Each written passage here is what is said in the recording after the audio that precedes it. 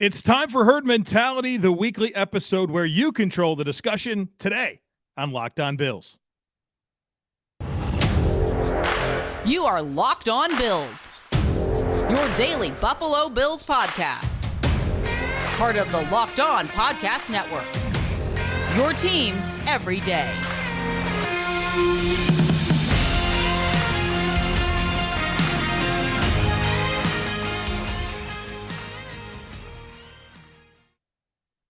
What's up, Bills Mafia? It's Joe Marino from the Draft Network, and I'm your host of Locked On Bills. Happy Wednesday to you, and thank you for making Locked On Bills your first listen every day. And as a reminder to you, we are free and available on all platforms, including YouTube. Today's episode is brought to you by Ultimate Football GM. Have you ever dreamed of becoming an NFL GM and managing your football franchise? Then this game is definitely for you. To download the game, just visit ultimate-gm.com or look it up on the app stores. Our listeners get a 100% free boost to their franchise when using promo code LOCKEDON in the game. Well, folks, if you're joining us on YouTube, you know that I am recording this from a hotel room, and I'm in Mobile, Alabama for the Senior Bowl, and I'm actually going to be on the road for the next 2 weeks. So I'm in Mobile until Sunday, and then on Sunday I fly to Arizona for the Super Bowl festivities, and I'll be there for a week. So if you're part of our YouTube audience, I'm going to be in some different locations here over the next couple of weeks. So not my favorite backdrop, right? Obviously a hotel room, but that's the world that we're living in right now because of the travel on my schedule with my job at thedraftnetwork.com, where the Senior Bowl is obviously a big week for us, and then the Super Bowl as well, where I'll have a bunch of content responsibilities down there. But Lockdown Bills goes on. We're not stopping. We're keeping right along here with our process. So just bear with our very underwhelming backgrounds here for the next couple of weeks. But you came for Herd Mentality, so let's do it. We have a lot of great questions lined up. The first one comes from TJ. TJ says, the talk seems to be of needing to beef up the offensive line to protect Josh, which I agree with wholeheartedly. But I'm curious if the poor stats from our offensive line are a byproduct of the way Josh plays. He holds onto the ball for a long time, thus allowing more time for rushers to get home and create pressures. If Allen were getting the ball out as quick as, say, Joe Burrow, I assume his pressure stats would be substantially lower, making his offensive line appear better on paper. Perhaps there is some level of metrics or math that can be done to entertain this idea a little further. Well, TJ, you're exactly right. There is a metric that measures this.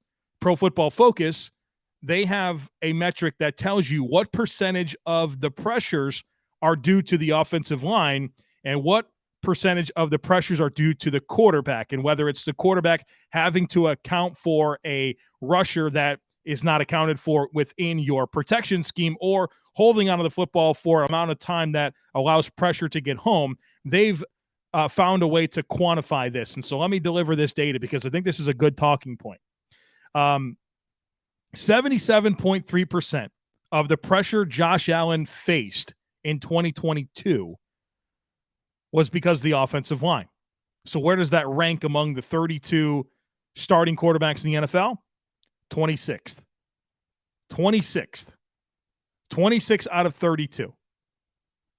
That's where the Bills slot in terms of pressure Josh Allen faced that was responsibility of the offensive line.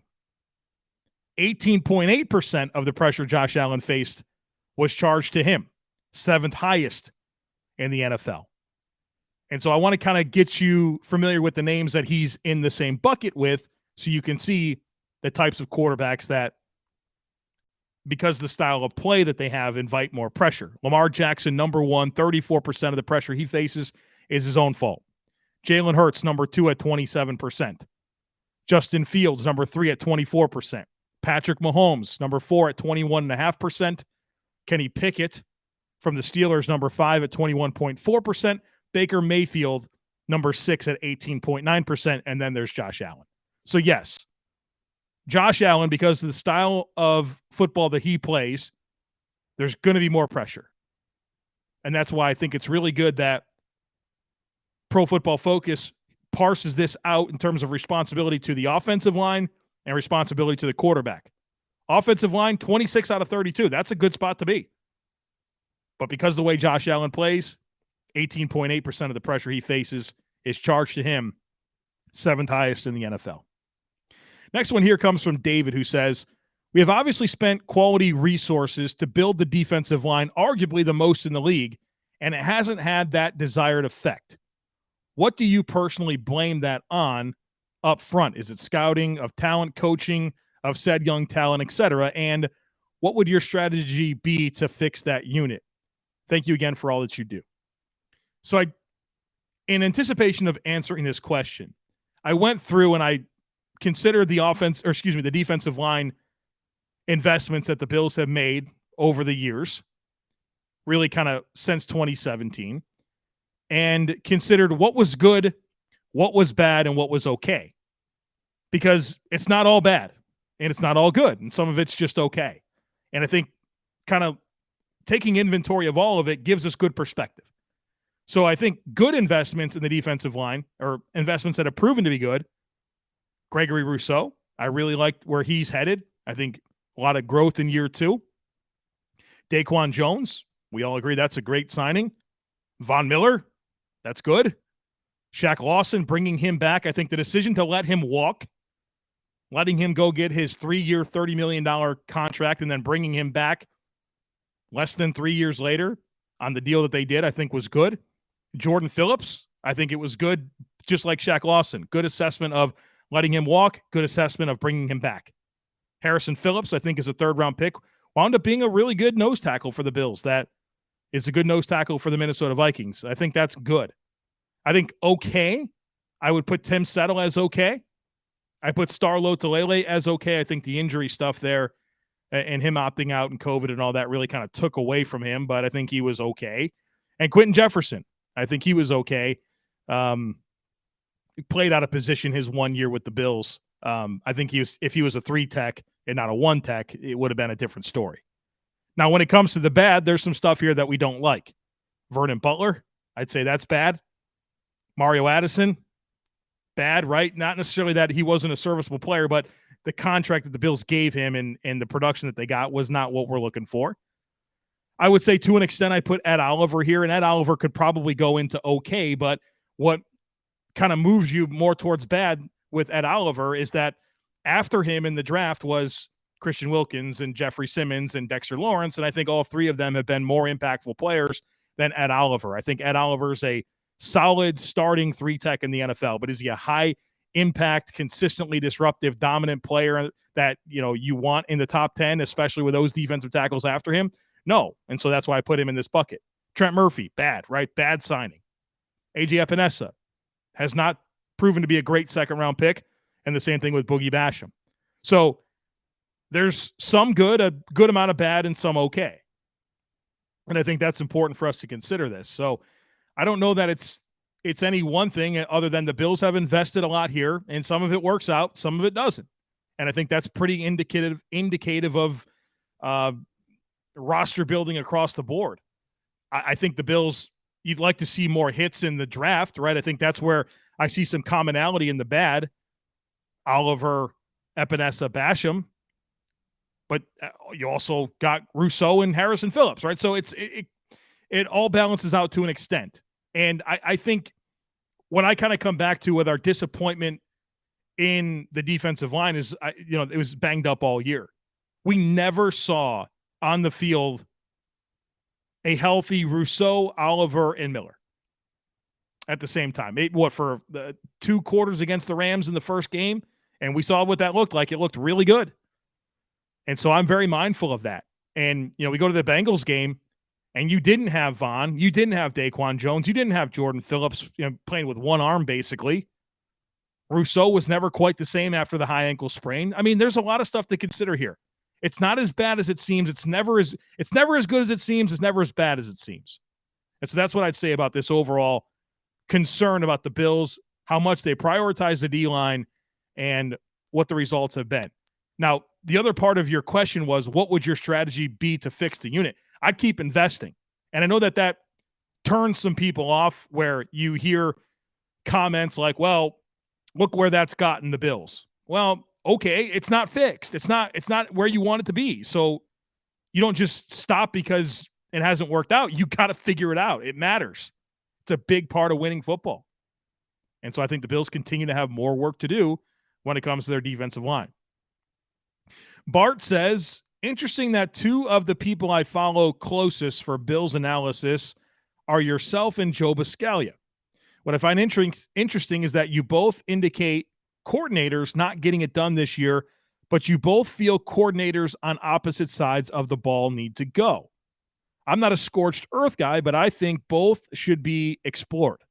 Would love to hear your thoughts on changing both coordinators. I like this question from Bart here because it provoked me to do a little research. And I looked at the playoff teams this year. And what's interesting is that when you go to the championship round, the four teams in the championship round, the Bengals, Chiefs, 49ers, and Eagles, among those four teams, zero first-year coordinators, zero first-year coordinators. All your final four included four teams that had at least 1 year of experience with their coordinators. Now go to the divisional round and the four teams that were eliminated in the divisional round: the Bills, Jaguars, Giants, and Cowboys. Three of those four did have a first-year coordinator: the Bills, Jags, and Giants. The Cowboys did not. Go to the wild card round. You had 6 teams eliminated in the wild card round: the Dolphins, Ravens, Chargers, Vikings, Bucks, and Seahawks. 4 of those 6 had first-year coordinators. The 2 that didn't were the Chargers and the Bucks. That's pretty interesting to me. And so I say all that to say that I'm pushing back on this idea of changing both I think that's fan-driven. I really do. I don't think the Bills are going to move on from Ken Dorsey. I think there's a chance Leslie Frazier could be moved on from, but don't you feel like we would have heard that by now?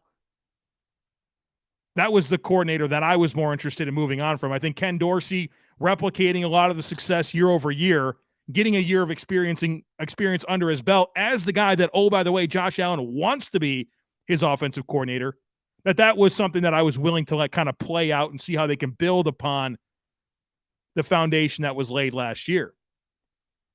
I've got 4 playoff games where Leslie Frazier's defense had a meltdown. That's a significant sample size that says to me, hey, I'd like to have some new leadership here on the defense. So that's why I leaned into Leslie. But I think it's pretty something to consider here, this data that I uncovered, that none of the final 4 had first-year coordinators. Of the teams eliminated in the divisional round, 3 of the 4 had first-year coordinators, and of the 6 teams eliminated in the wild card round, 4 of those 6 had first-year coordinators. Today's episode is brought to you by Ultimate Football GM. You've heard me talk about this mobile game app, and I can't tell you how much fun I'm having competing against my fellow Locked On NFL hosts. In fact, shout out to Chris Carter of Locked On Steelers, who was our Locked On NFL champion. Well, now it's your turn to compete, but more on that later. Have you ever dreamed of becoming an NFL GM and managing your football franchise? Well, your dream can come true, and this game is definitely for you. You'll manage every strategic aspect of your team, play through the season, and lead your team to glory by trying to build a dynasty.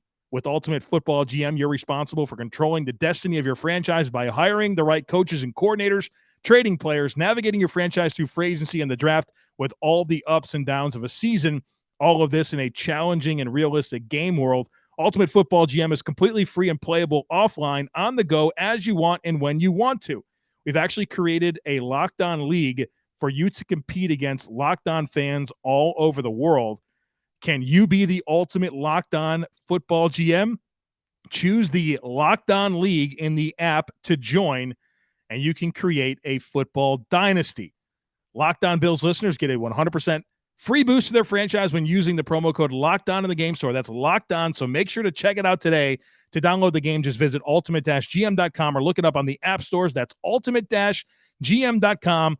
Ultimate Football GM, start your dynasty today.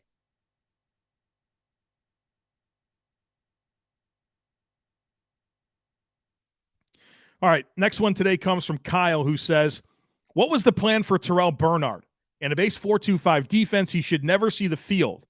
Was Bean trying to protect against a potential Edmonds/Milano injury? Is he an Edmonds replacement in 2023? I refuse to believe he was drafted to simply be a core special teamer and outside linebacker in a traditional 4-3 defense. What do you think was Brandon Bean's vision for this draft pick? Kyle, I've been confused about the pick since the moment it was made. And my reaction to the pick, because I was doing a live stream, a live broadcast, the draft went viral. I was not on board with the pick. I didn't love Terrel Bernard at Baylor, and I certainly didn't love him in the third round to the Bills. I think he's a gap shooter. He's got some good straight line athleticism, but I don't think he's a good processor. And I think it says a lot that he got a chance to play a game. And then when the Bills had another injury at linebacker, they signed A.J. Klein off the street, and he played 100% of the snaps over Terrel Bernard when they needed that depth. It's a pretty strong indictment on Bernard, who I think was really underwhelming throughout preseason and during the regular season. It's a pick that confuses me. It's one that I've been critical of since it happened, and I'm anxious to figure it out. I thought it could bring some scheme diversity where they would be more willing to use him as a big nickel, play some more base defense, but that never really happened. And maybe that will be the case moving forward. Maybe he is the Tremaine Edmonds replacement, which honestly scares me a lot. I think he's more of a Matt Milano replacement, but Matt Milano's signed, for the next several seasons. That's not really something that you'd be thinking of. So there had to have been a vision here. I don't personally see it. And so I'm as confused as anyone when it comes to Terrel Bernard in the third round last year. Bills WZA says, I feel that this season was just too much pressure for the Bills and their fans. Expectations were way too high, and I imagine that may have taken a toll on the team. I think coming in a bit more under the radar next season is going to help this team's mindset. Do you agree? Maybe so. I mean, the hype was warranted. The way that the team played in the playoffs last year and how they were able to improve the roster in the offseason made them the consensus Super Bowl favorites. I understand why that happened. Was it too much pressure? I don't know. They went 13-3. I think that there's just a little bit more variance and luck to football than I think a lot of people are willing to acknowledge. And any team that wins the Super Bowl had some things go their way along the way. Go look at any run that's ever happened. And it just didn't happen for the Bills. They didn't have it against Cincinnati. They didn't have it. I'm not willing to say that it was too much pressure for the Bills and their fans. That pressure is something that they've earned. They didn't have it against Cincinnati. No Lacken says, I recently did some research, and in the last 23 years, the Super Bowl favorite has only won 3 times. Tom Brady in 18 and 16, and Peyton Manning in 2006. It almost feels like being named the Super Bowl favorite is bad luck. What were your initial feelings on us being named Super Bowl favorites? Do you feel like something like this can affect your season drastically before it ever happens? Kind of similar to the question that was just brought up there, but here's the deal.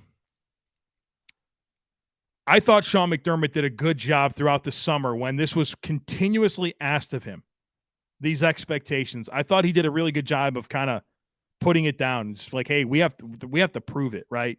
Football games aren't won on paper. He said this type of stuff over and over again. I think they had the right mindset. It just didn't happen.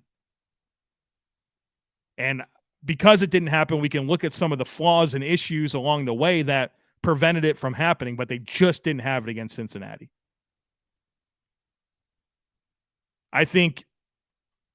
Hopefully they're better for this. Hopefully they go into next season with a big chip on their shoulder and with a lot to prove.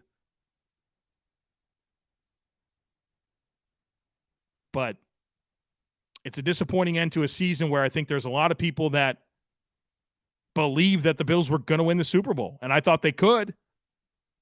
And I've had good conversations with my wife about this. My wife actually said, Joe, I wasn't prepared for them to not win it.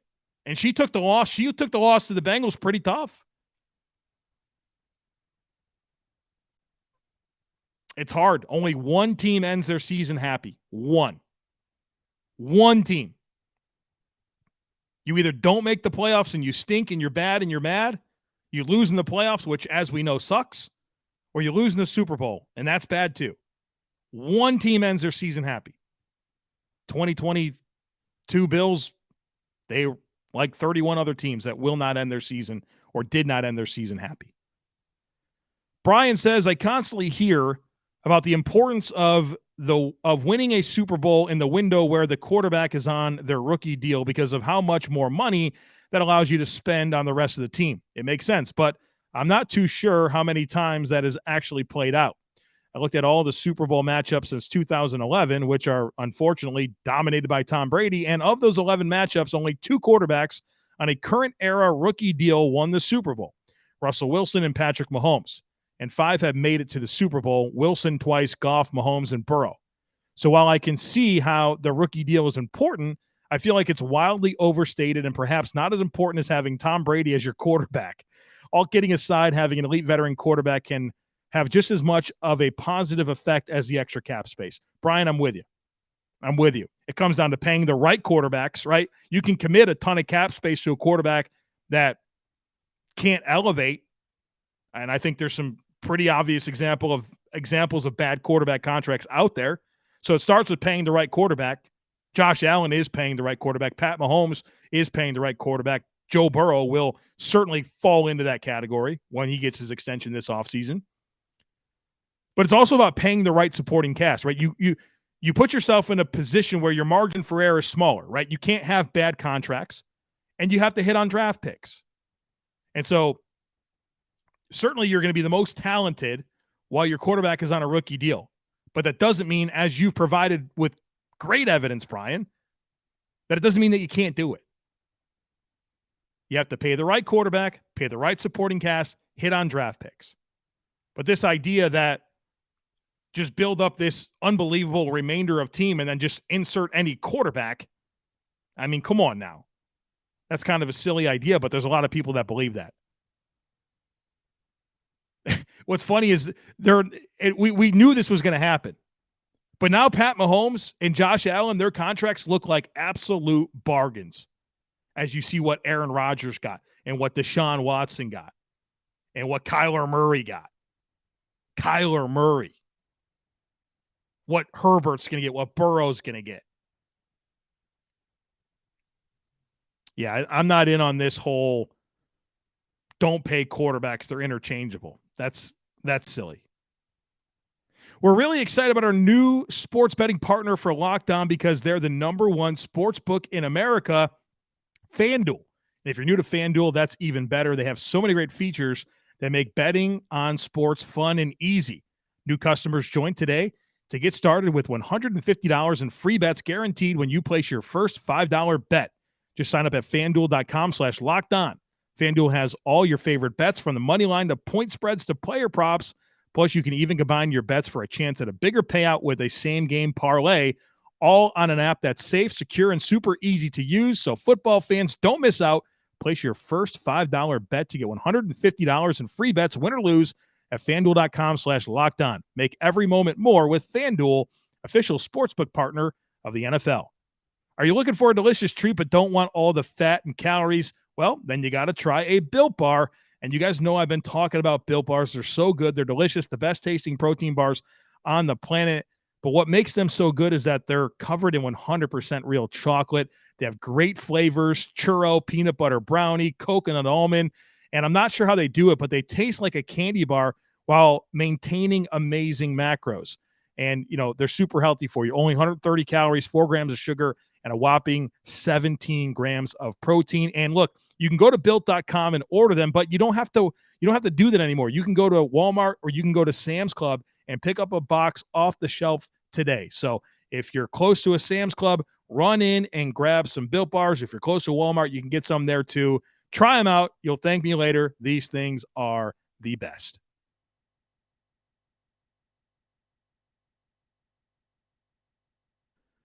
Got a few more to get to here today. The next one comes from Eli, who says, What is your opinion on McDermott moving Spencer Brown to guard? Isn't that exactly how the downfall of Cody Ford started? Injuries, move him here, put him there, can't get used to a position and then gets traded. Do you fear Spencer has the potential to end like Cody? I hope not. I just know he won't be Wyatt Teller, but I want one guy to be solid in that spot. Would like to hear your thoughts. First of all, here, Sean McDermott is not committed to moving Spencer Brown to guard. He was asked about that possibility, and he said, look, I don't want to rule that out, but we'd like to put a young player in a position and let him grow. And I think that was more of an indication of like, maybe, I don't want to say no, but in reality, we want him to stay at one spot, which to me signals a lesson learned from the Cody Ford situation. And look, we got to also have to be willing to live in a world where Cody Ford just might not be that good. He got injured again with the Cardinals, was kind of ineffective when he played. Maybe Cody Ford was always just not as good as people wanted him to be. But I don't think the Bills did him any favorites by, moving around as much as they did. Old Man Harris says, if the Bills drafted Jack Campbell from Iowa, would he be a cost-effective replacement with nearly the productivity? Size is similar, and he's referring to Tremaine Edmonds. So Jack Campbell is a middle linebacker from Iowa, and kind of the idea here is, could he be drafted and be a replacement for Tremaine Edmonds? Well, what Jack Campbell and Tremaine Edmonds have in common is they're both big linebackers. I think Jack Campbell's going to be 6'4", 245, 250 pounds. I don't know that he's going to have the same type of length as Tremaine Edmonds. I mean, that's pretty rare. But they do have, big frames. And my comparison for Jack Campbell is actually Logan Wilson with the Bengals. And I think Jack Campbell is a smart, instinctive football player that is very good downhill, has good, short, shallow zone coverage drops. But I don't think he's like a guy that you want to give a ton of real estate to or ask to play in man coverage with any level of frequency. Okay blitzer. I think he's kind of a day 2 pick that I think will be a starting Mike linebacker in the NFL. But I don't think you get the range. I don't think you get the coverage range in particular with Campbell that you would with Edmonds, but you probably pick up something as a downhill run player. But the athleticism, I think, is another area where Tremaine is just on another planet than Jack Campbell. I think Jack Campbell's a good, solid prospect, day 2 guy that I think can start, but I don't think he has a chance to. He doesn't have the type of physical skill and upside that a Tremaine Edmonds would have. Matt says, a few thoughts on the season, Joe. One, after taking some time to digest the loss and understanding how disappointing a complete no-show in the playoffs was, I think Bills Mafia just needs to relax a little bit. The Bills still dominated the division, and their best game is still better or at least as good as any other team's best game. There needs to be some changes, but this isn't a blow-it-up situation, or at least not yet. 2, the Bills do need to figure out a way to get Josh more weapons, whether it is in the draft, trade, or through free agency. Out of all the frustrating performances against Cincinnati, none stood out to me more than Gabe Davis. Another terrible drop in a key spot, and though it wouldn't have mattered, it sure looked like he gave no effort on the 4th down ball Eli Apple vomit knocked away. He can stay or they can ship him out, but he has no business in a top wide receiver role for this team. Lastly, thanks for always providing a great listen between Locked On Bills and all the other Bills media. And he mentions Bruce Nolan, Greg Thompson, Anthony Quinn, Jay Spence, etc. It doesn't matter who wins it all. We've got the best media crew in the league. Thanks, and go Bills. Matt, I think there's a lot of truth to everything that you said there. First of all, disappointing loss. We all don't love how the season ended, but this isn't like a blow-it-up situation. That's not what this is. And I think it's funny because some people have taken it there. And I think that's very short-sighted. Number 2, I'm with you on Gabe. I'd like to see him back as a wide receiver 3 or a wide receiver 4. And yeah, man, I appreciate what you said there about me, but there's so many great Bills content creators out there. And I think this team is well served when it comes to coverage, whether it's video, podcasting, written form, so many really, really, really outstanding people that cover the Buffalo Bills. And I'm really just thankful to be part of it. And I really appreciate the community that exists within the Bills content creators. You know, we're all friends as well, and we're all rooting for each other. And I love that about it. And I love how it serves this fan base. And so I'm really, really thankful to be part of it. All right, folks, that's going to do it for us here today on the podcast. Tomorrow, we will get back on track with our performance review series. We'll get to the wide receivers. So that'll be a good conversation. So come on back. Make sure that you're subscribed. We'd love it if you took a second to rate, review, and share the podcast. Have a great day. Go Bills. And I look forward to catching up with you again tomorrow.